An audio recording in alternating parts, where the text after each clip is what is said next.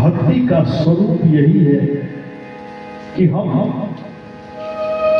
अपने कर्म के द्वारा, अपने धर्म के द्वारा किसी भी तरह उस परमात्मा के चरणारविंद में हमारी ऐसी प्रीति हो जाए, निष्कपट प्रीति हो जाए, निष्काम भक्ति हो जाए, जिसमें कोई कामना छुपा हुआ, कोई कामना छुपी नहीं।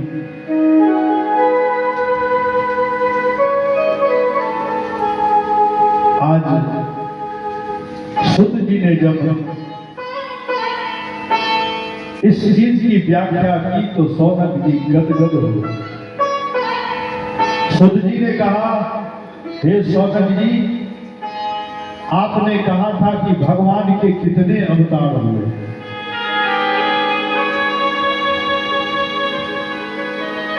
तो आज मैं आपको बताऊं, भगवान के मुख्य 24 अवतार माने गए और आप लोग ध्यान पूर्वक इन अवतारों का नाम श्रवण करें। शुद्ध जी ने कहा, भगवान का पहला अवतार सनक, सनंदन, सनातन और सनत कुमार के रूप में, सनकादियों के रूप में भगवान का पहला अवतार हुआ, जिन्होंने ब्रह्मचर्य व्रत का पालन करके जगत को दिखाया कि ब्रह्मचर्य में कितनी शक्ति हुई। जब यह जगत धरती रसातल में चली गई तो यही परमात्मा अपने दूसरे अवतार में बारह का रूप धारण करते हैं और अपने थुथने पर पृथ्वी को इस जल पर अवस्थित करते हैं। प्रेम से बोलिए बारह भगवान। तीसरे अवतार में भगवान ने नारद का रूप धारण किया और जगत में भक्ति की स्थापना की। चौथे अवतार में माता मूर्ति के गर्भ से धर्म के द्वारा भगवान नर नारायण के रूप में प्रकट हुए और बद्रिकाश्रम में संतों का कहना है भगवान अभी भी तप कर रहे हैं। पांचवें अवतार में भगवान ने माता देवहूति के गर्भ से कर्दम जी के द्वारा भगवान ने कपिल का रूप धारण किया। छठे अवतार में जब माता अनसुईया के गर्भ से भगवान ब्रह्मा, विष्णु, महेश तीनों पुत्र बन करके आए तो चंद्रमा ब्रह्मा जी चंद्रमा बन करके आए, शंकर भगवान दुर्वासा जी बन करके आए। अत्रि जी ने जब भगवान नारायण को देखा तो अत्रि जी दीवाने हो गए। भगवान ने कहा कि हे अत्रि जी, मांगिए क्या चाहिए आपको। तो अत्रि जी ने कहा कि प्रभु, हम तो आपको चाहते हैं। तो भगवान ने कहा, दत्तम मैंने दिया। और वही परमात्मा भगवान नारायण, भगवान विष्णु दत्तात्रेय बन करके आए। छठे अवतार में भगवान का दत्तात्रेय के रूप में अवतरण हुआ। प्रेम से बोलिए दत्तात्रेय भगवान। सातवें अवतार में माता आकुति के गर्भ से रुचि प्रजापति के द्वारा भगवान यज्ञ नारायण बन करके प्रकट हुए और जिनकी धर्मपत्नी दक्षिणा हुई। और इसलिए यज्ञ में दक्षिणा का बड़ा महत्व होता है। जब तक पंडित को दक्षिणा नहीं दी जाती तब तक उस यज्ञ को पूर्ण नहीं माना जाता और वो यज्ञ भगवान प्रसन्न नहीं होते। आठवें अवतार में भगवान मनु महाराज के दो पुत्र हुए, प्रियव्रत और उत्तानपाद। तो महाराज प्रियव्रत के वंश में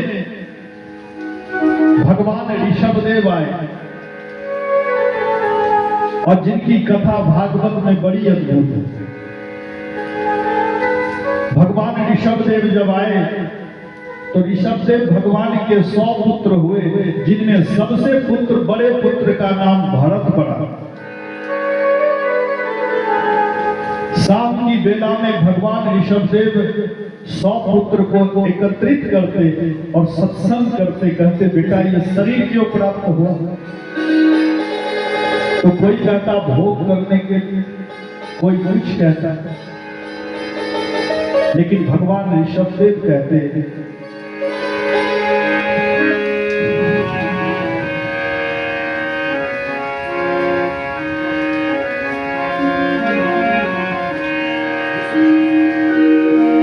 कि आहार निद्रा भय मैथुनम जब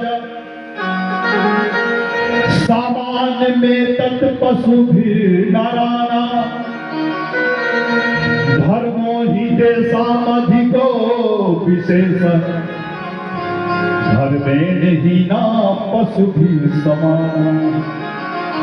भगवान ऋषभदेव कहते हैं कि बेटा पुत्र पैदा करना तो ये पशु भी कर लेते हैं, आहार भोजन पशु भी कर लेते हैं। कैसे? तो जो स्वाद हम आपको रसगुल्ला में प्राप्त होता है, यही स्वाद पशुओं को घास में भी प्राप्त हो जाता है। जो नींद हमको पलंग पर आती है, वही नींद पशु नीचे भी वो नींद ले लेता है। हमारे में उसमें इसमें कोई फर्क नहीं। ये पशु भी करते हैं जो हम करते हैं, लेकिन हम आप तत्व को जान सकते हैं, धर्म कर सकते हैं, लेकिन पशु से ये संभव नहीं है। हम आप भगवान की कथा सुन सकते हैं, लेकिन पशु को ऐसा सौभाग्य प्राप्त नहीं है। 8वें अवतार में भगवान ने ऋषभदेव का रूप धारण किया। 9वें अवतार में उत्तानपाद के वंश में ध्रुव हुए और ध्रुव के वंश में भगवान पृथु हुए। तो 9वें अवतार में भगवान ने पृथु का रूप धारण किया। प्रेम से बोलिए भगवत्सल भगवान। 10वें अवतार में भगवान ने मत्स्य का रूप धारण किया और मत्स्य का रूप परीक्षित ने प्रश्न किया कि गुरुदेव ये सबसे नीच योनि मछली, भगवान को इस मछली योनि में क्यों आना पड़ेगा? और तब सुखदेव की सतव्रत की कथा कहते और कहते हैं कि राजन, जब नैमिष्टिक प्रलय आने वाला था और उस समय 7 दिन केवल शेष रह गए थे प्रलय में, सतव्रत इसी अवध के राजा थे और निराहार रह करके एक नदी में तप कर रहे थे। और उसी समय उस नदी में जब आचमन कर रहे थे तो भगवान छोटी सी मछली का रूप लेकर के सतव्रत के हाथों में चले आई, जल में चले आए। सतव्रत के हाथों में जब जल आया, जल में मछली, सतव्रत की दृष्टि जब मछली पर पड़ी तो नदी में फिर जब मछली को देने लगे तो मछली से आवाज आई, राजन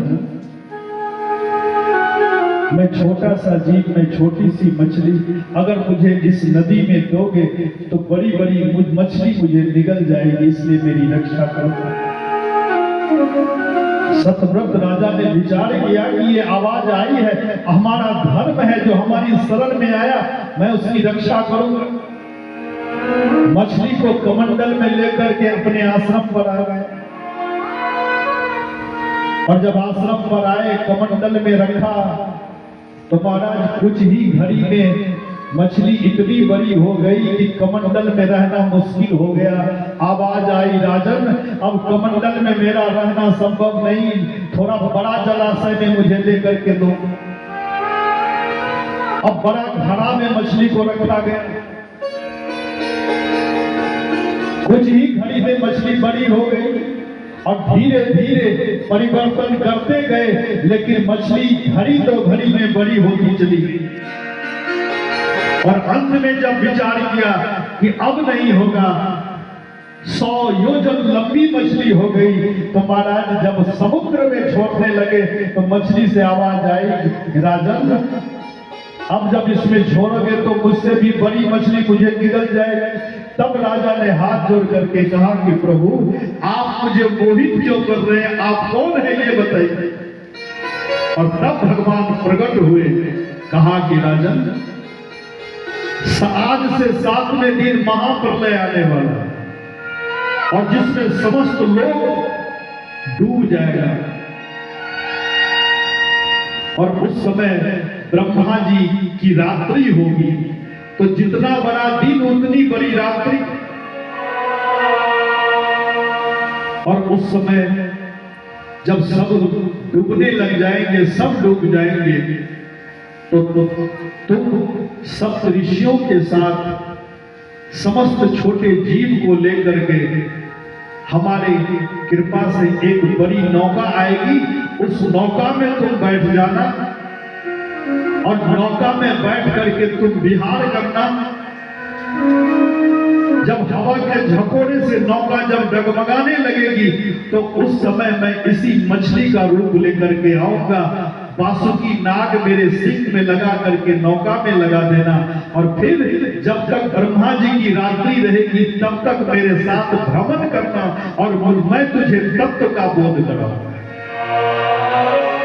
समय आया, वो महाप्रलय आया, सारी सृष्टि जलमग्न हो गई, और तब सत्यव्रत राजा उस नौका में बैठे सप्तऋषियों के साथ, और महाराज समस्त जीव को लेकर के।